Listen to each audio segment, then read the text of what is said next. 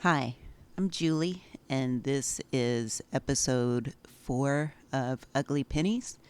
And today I want to talk about coping strategies and skills for a broad array of whatever you might be dealing with: depression, anxiety, substance abuse. Um, there's quite a bit out there, and I just want to talk about some of them, even though there are an infinite number of things that you might have to cope with, rejection, grief, things like that. So I'm going to try to generalize it as much as possible. And I'll be reading a little bit from a couple of different articles that I found that I like. Um, but really, if you just Google, coping skills, there's so many things that come up. But there's quite a few things that are repeated. Um, and I wanted to mention those that are common that, have been proven effective. Um, I just made a quick list and then I'll go more in depth into a few of them here. So in this list, I put, let's see, exercise, journaling, a healthy diet, affirmations, whether it's from yourself or other people, protect your energy or setting boundaries, um, having a consistent schedule and routine, declutter your space. I know a lot of us are kind of bad about this, especially me. But I've been trying to be more conscious of it and pick up after myself you know, as I go and get better at organizing and not just shove everything in the closet. Even though it's great putting it in the closet, I can't see it, so it's not my problem anymore. But I can't do that. And also, just keep going. Get creative. Whether it's drawing, painting, anything crafty, playing an instrument, things like that. Meditate. I love this one. This one helps me a lot. It's to take the time, to sit down and just be in that moment, instead of, preoccupied with the future, with the past. Just try and put myself in that moment. Um, Going to therapy, that's a big one. Consistent sleep schedule, and also practicing non attachment. So, in other words, not like getting so obsessed over something, which I am, number one offender of that. I love obsessing over things. But anyway, okay, to go on, this is from, let's see. I'm just going to touch on a little bit. I'm going to start with an article from Psychology Today. It's called The Four Elements of Resilient Coping. Um, so let me go to number 1: understanding the situation you are in and the negative emotions it will trigger. Um, so this is basically about, trying to have a good assessment of what's going on, and also knowing, like your role, things that have happened in your past, things that currently, or, how you've maladapted, um, in order to be able to move forward. Um, okay, and then going to number 2, resilient coping is the process of effectively dealing with injury, suffering, and setbacks. Um, and then the first line in here is, underneath our doorbell next to the entry to our home hangs a sign, so it is not home sweet home. Adjust. The intended message is a reminder that life is far from perfect and that we should be prepared to be bumped around. As such, it is important to develop what I call emotional calluses. Now, um, just to expand a little bit more on that, because I tend to have, like, avoidance, coping strategies. So I'm like, you know what? I'm just going to make it not my problem at all and just delete it from my brain, which I kind of do that too much, um, to be perfectly honest. So I try to not be too emotionally calloused, but it's just something I've sort of developed and that I'm having to navigate my way through as I go. I'm not perfect at it. So I'm still just trying my best to get over that. But at the same time, not be so upset by things going on around me. I'm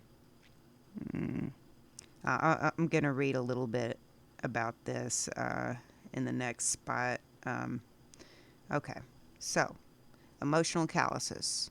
This means that if you are faced with pain, disappointment, failure, and not getting what you deserve, you do not just complain and expect the world to conform. Instead, it means you develop emotional maturity. This involves developing skills, the capacity to hold emotions in the sweet spot between awareness and attunement on the one hand and adaptive regulation on the other. Okay. And then the next part of it, this will enable one to develop the ability to accept the hand the world deals you and have the courage and competency to manage the pain and adjust to the best of your ability. It also means developing adaptive interpretations and not being rigid or extreme in one's thinking style. And it means that when an emotional wave or of an intense magnitude hits you, you realize where you are and accept that is the reality you are in, and you look for help and support as needed. All right, and number 3, resilient copers need love, acceptance, and compassion. And I'll read on a bit here. It is almost impossible to develop into a healthy, resilient coper without the love and support and encouragement of others. We each have a deep-seated need to be known and valued by important others. This is what truly nourishes the soul. We need that mirroring acceptance. Okay, so whereas 2 points somewhat emphasize the need for emotional toughness, i.e., the capacity to accept and tolerate emotional pain and still hold oneself accountable for growing and changing in a positive way, this point emphasizes the need for relational love and support from important others. So, in other words, have your friends or family close to you to be able to kind of go back and forth, give you feedback, kind of just play on each other. People you trust that you feel can be like a healthy kind of relationship to have. So, yeah, I love my husband and my couple of close friends. I find it hard. Me personally is more of an avoidant kind of person. It's, I don't know, it's just something I kind of developed for myself over the years, with just a past of, I don't know, just all kinds of traumatic shit. But, so it's hard for me to have people that I trust, because I'm also sort of paranoid. People that I trust around me, and also not be so rigid about, like, when my boundaries are trampled. Like, while I can forgive, I can't forget. Like, I have I don't know, I have a pretty good memory, and like I've probably mentioned before, people will forget the things that you did and said, but they won't forget how you made them feel. Now, me, I'll remember everything you did and said, and how you made me feel. So that's something that I need to work through and learn to let go, and move forward, and not be so whatever the word is to push people out, because that's. But at the same time, it also makes me want to reevaluate, like who I allow in my life and what measures I need to take, as far as being able to have a healthy boundary with them. Because there's lots of people, well, I have to coexist with the world around me. So, and I find it hard to to be able to trust people and to open up, or if I do open up, like, like I mentioned before in boundaries, like we give people bids of trust. And so I rely on those, which, sometimes, like it's hard to draw the line where it's oversharing and where you're just being honest. And so I try my best to balance that out, just to open up about something that I'm having a hard time with. And if it's met with indifference, or, like, or they're like, my turn, let me tell you something really fucked up. Sorry, I said the F word. But anyway, so it's, I'm sorry, I'm going a bit blank here. So it's just, God, what was I even talking about?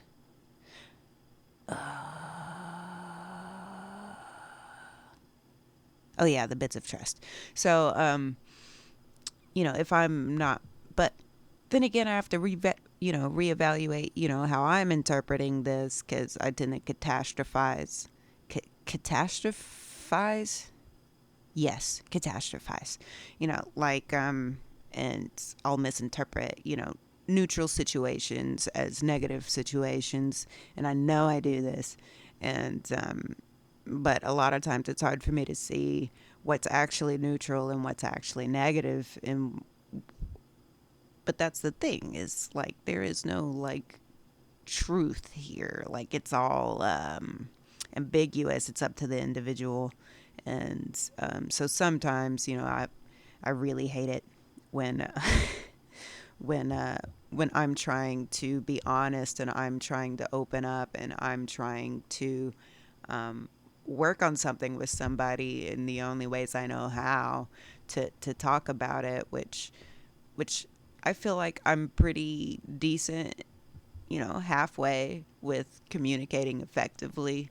Um, and and I try to do the same with people around me, things that I've learned in therapy, things that I've learned, from how I grow up. And I can be kind of harsh.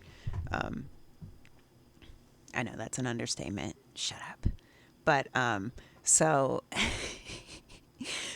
I'm trying to be a little bit more holistic, be a little bit more giving into it. But I also hate it when someone blames it on, on my mental illness, my mood disorders, my personality disorders, whatever. And I don't even know exactly what my diagnoses are, because it changes all the time. I I don't know. And I mean, honestly, I feel like I've said before, there is no like blood test to tell you exactly what you have. It's all just up to your professional doctors, and they have their own opinions too, and it's kind of just hard to whatever deal with that. And I forgot where I was going with that. I'm sorry. There's so many things to touch on, and I just keep losing my track of mind here. So I'm sorry. Okay, I'm going to go back to the article now. Okay. And number 4, develop a vision for valued outcomes in the short and long term and work towards them the best you can. And it's followed by, I will often ask clients to reflect on the following. Given the who you are, the situation that you are in, and your core values, how do you want to be, and where do you want to be in the short term and over a longer period? Sometimes the answer in the short term is obvious. Often this is a complicated question that requires significant reflection. I tend to over-reflect, and I just, oh my God, like I could ask those questions forever, and I never get a sufficient answer from myself and from what I've seen. I'm like, well, it could be this or that or this or that, or maybe that, or maybe this, and I'll go on forever. So I like, that's why I think, feedback is important, but I also try to not make it to where I'm in an echo chamber and it's just people that are going to agree with me all the time, because I feel like I can be pretty persuasive, but at the same time I feel bad in a way, like, about myself. Like, I'm like, am I just like making these people, I don't know, am I manipulating them? And that makes me feel really bad. Like, because I don't want to do that, but I don't know if I am or not. And so I have to ask these hard questions. Like, I don't want to manipulate someone into telling me what I want to hear. Or make them, see it from the exact same point I do. But at the same time, I feel like it's important for them to, people close to me to know how I feel and how I see things. And, like, sometimes I want them to tell me it's not true. Like, sometimes that's what I want to hear. But, when I have stacks of evidence and I present it, I'm like, well, when we said this and then this happened and then you did this and then this happened and then you said it wasn't that, why is this happening? And maybe I tend to like ask too many questions. I don't know, because my brain does not stop. And that's why I also think meditation is important, so that I can stop it for like a minute. Like just shut the hell up, Julie. Just sit down and shut up. so I'm, and that's even in my head, because sometimes I can be kind of shy and withdrawn, and because I don't really know how to. I don't know. Social interactions haven't always been my motif. I was a really quiet kid, and then by the time I was a teenager, like, I was like, you know what? Well, I'm going to be the opposite. I'm going to be really loud and really obnoxious, because, that's somehow better. That's, I'm like, well, I've been the flip side of the coin for too long, so I'm going to flip it all the way over. And then now I'm just trying to like balance that coin and not be obnoxious and also not be too withdrawn, but I kind of can't help it to be either one. It just depends on my mood at the time, and I just feel like I've become a mess. but I'm doing my best to be able to do that. Okay, and then hang on. Let me go to the other article, and I'm just going to read a little bit about it, because this is a very long article and it even has PDF worksheets. So yeah, I told everybody about how I feel about worksheets, like they're like adult coloring pages for me, and I'm like, oh boy, let's do some introspective work, because I don't know why I'm kind of like attuned to that. That's one of my favorite things to do is like let's see where I'm wrong and where I'm right. Like these are like tests for me to do. Like, but it also sucks because I try to work on them with other people when I can, but like I said, I'm kind of like withdrawn, and I'm a really observant person, and I'm trying to make sense of how things work around me, the world around me, people around me. I'm trying to make sense of it all. And it's hard to accept there is no absolute truth here.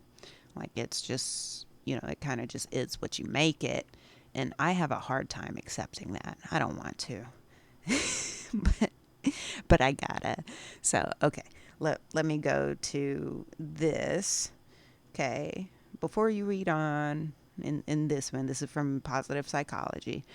Before you read on, we thought you might like to download our 3 resilient exercises for free. So there you go. So there's a free PDF. Wow. Okay. So this article contains 60 plus essential positive coping skills, 6 coping skills worksheets for adults, printable coping skills worksheets for youth, coping skills worksheets for mental illness, substance abuse, recovery, and relapse prevention worksheets, a take-home message, and references. I love references. Okay, so I'm going to start with some of these. I'm only going to read a few out of each section of this, because otherwise I could go on forever with this 60 plus. Okay, so diversions is the first one. Write, draw, paint, photography, play an instrument, sing, dance, act, take a shower or bath, And then this one thing that I do like to do is watch cute kitten videos on YouTube. uh, yes, clean or organize your environment, read, take a break or a vacation. I really need a vacation. Okay, and then the next one, social interpersonal coping. Talk to someone you trust. Set boundaries and say no. Write a note to someone you care about. Be assertive. Use humor. Spend time with friends or family. Serve someone in need. Care, play with a pet. Role play challenging situations with others. Encourage others. Cognitive coping.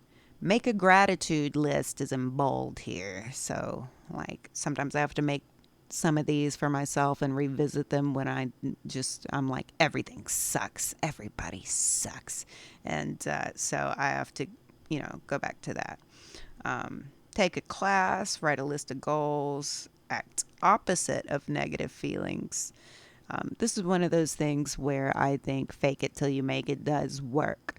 Like, it can be something as simple as like holding the door open for people, even though you really don't want to, and they might not say thank you when you walk through, but you can really impact someone, like that they might go home and be like, why didn't I thank that? Or after they go in, they're like, why didn't I thank them for holding the door open? Well, I thought it was this, but I might have hurt their feelings. Like some people do think these things, and it can make them be introspective, even when you're in situations like that. Um, so, but just me doing the act anyway, or just being kind anyway, even when I don't want to, and I don't feel like it, and I don't feel like it's justified.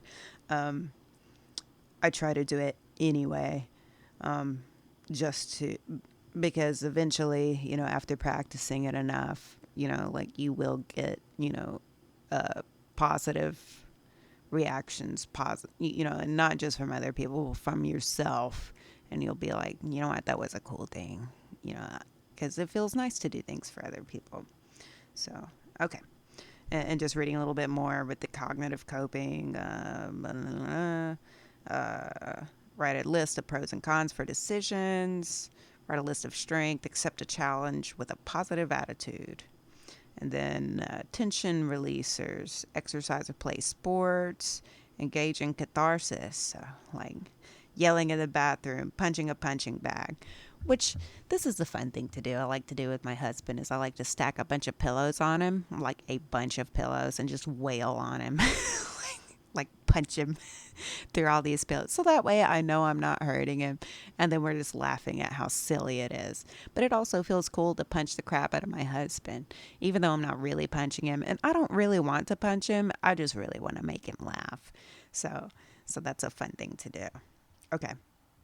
Moving on, physical. Get enough sleep, eat healthy foods, get into a good routine, eat a little chocolate, limit caffeine, practice deep, slow breathing. So, as far as limiting caffeine, like that's kind of a give and take with me. That's hard for me to regulate. Because I also have like just naturally low blood pressure. So I try to amp it up a little bit throughout the day so I don't like fall asleep incessantly because I totally will. And medications I'm on also lower my blood pressure even more. So I kind of have to, have a bit of coffee. I mean, I'm not insane. I don't drink a pot a day, but I do have, like 2 cups in the morning and then like this interesting half calf coffee where it's half caffeinated. So I'll have that like in the afternoon, maybe a cup or two, depends on how I'm feeling that day. But I try to, deal with that. But that's just me personally. That's my personal experience. Okay. And spiritual. So pray or meditate, enjoy nature. So like sometimes I like to look out the window and see the trees out the window kind of blow in the wind and and they're just swaying around. And then like I like to watch clouds move. That's kind of like, I don't know, it sort of blows my mind in like a weird hippie way. I'm like, wow, that's so pretty. How does it do that? What are clouds? And I'll get this sort of like, almost childlike look at it. And because, you know, I could pick it apart if I wanted to. I could study the cloud, which sometimes I do crap like that. I'll get obsessed. Like, I want answers. But sometimes I just like to take a step back. Or sometimes I'll even watch, like, my cat has a water fountain. I love my kitty cat, and he's spoiled. So he has, like, a little kitty cat water fountain. And I like to meditate in the kitchen a lot because it's pretty bright in here, and this tends to be the cleanest part of the house. So I like to sit there, and his water fountain is like right in front of me on his little like area that we made Babu's table. So and then I'll just sit there and watch the water fountain, and I'm like, damn, water is so cool. So, like, even things simple like that, just to sort of get out of my head for a minute, just to have some appreciation. Okay, and then another part of spiritual is get involved in a worthy cause.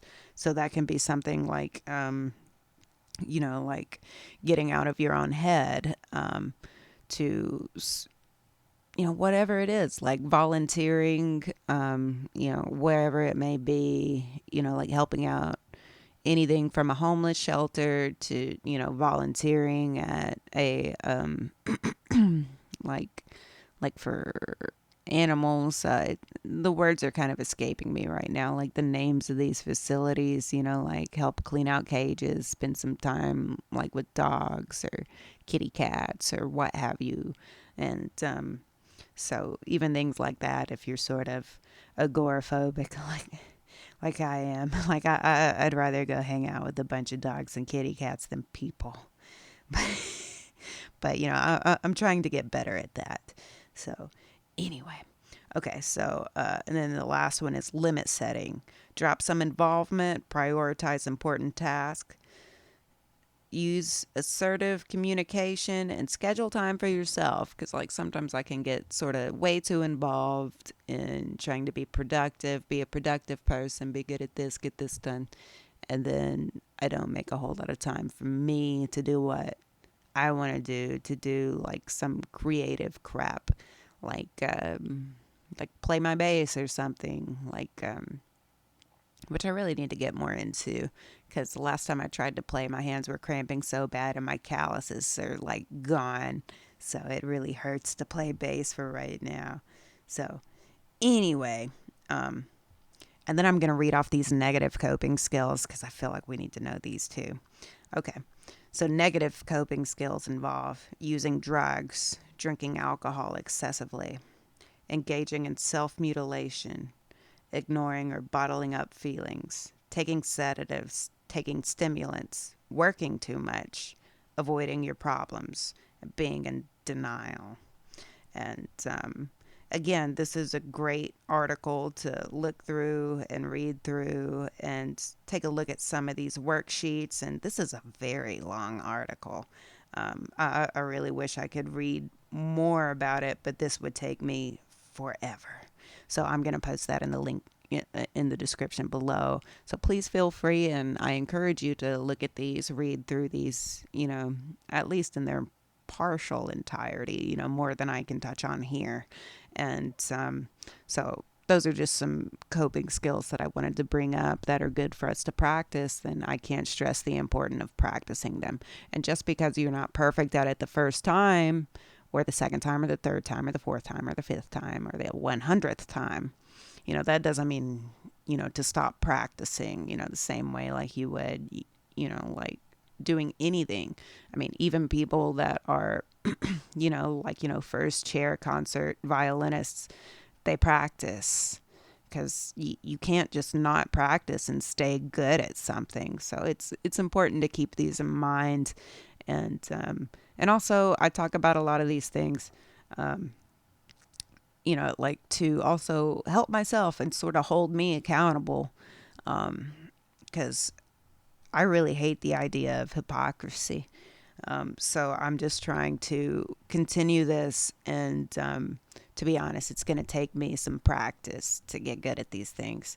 And so that way, like I don't have to beat myself up over when I do mess up. Well, I'm still practicing. Like not to give me an excuse. Absolutely still hold me accountable for the things I say and do. And so, because I can't just let everything go. I can't just,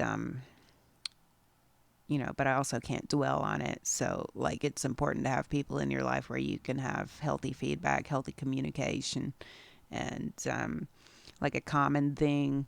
Well, I've heard a couple of things, like when you do have to bring up something like constructive criticism, you start with a positive and then a negative and then back to a positive, so that, you're not constantly harping on someone or being too much of a jerk, to where it would be effective. And then also, like, I've heard theories of, like it takes 5 positive actions or reaffirmations in order to negate the effects of a negative one. So I feel like it's important to weigh that, and sometimes it's hard to do. And so I'm just out here trying. I don't know. I don't really know what I'm doing. I'm just trying to do the best I can. And sometimes I kind of suck at it. So I'm sorry. I'm really trying. But so anyway, so I'm going to wrap that up here. And again, please check out the articles below that I'm going to post here for coping skills. And always, if you're in distress, if you're in, if you're too far gone, don't be afraid to reach out to like crisis hotlines or anything like that, or email, or call or text, and I'll list those again below here. So thank you very much. I hope you have a wonderful day today, and I'll see you next time. Thank you for your time.